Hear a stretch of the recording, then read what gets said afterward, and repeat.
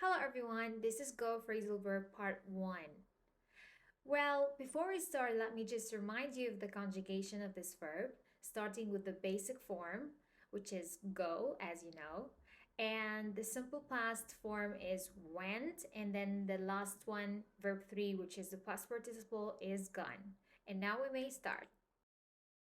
Well, today's word is go ahead, and the first meaning of go ahead is to proceed, to continue, or to start doing something.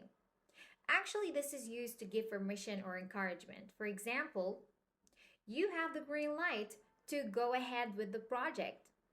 Or let's say I want to encourage someone to do something, so I say, yeah, go ahead, why not? Go ahead with the outdoor party, that sounds amazing. Now, the second meaning of go ahead is to move forward or progress. Well, this can indicate like physical movement or advancement in a situation. For example, the construction crew can go ahead and start building the foundation.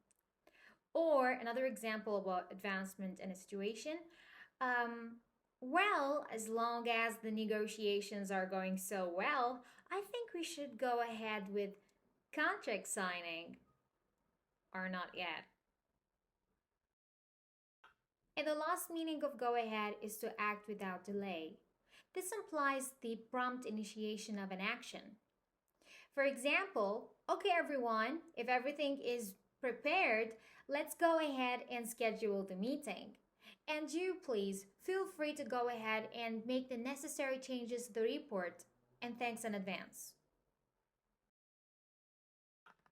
Okay, everyone. So these are the meanings of go ahead, and I'd rather call them the ways that you can use go ahead with, like these situations. These are as if they're situations, because if you wanna say the meaning of go ahead, it's basically the same in all the examples, but it differs a little bit in each. It's really different in each situation.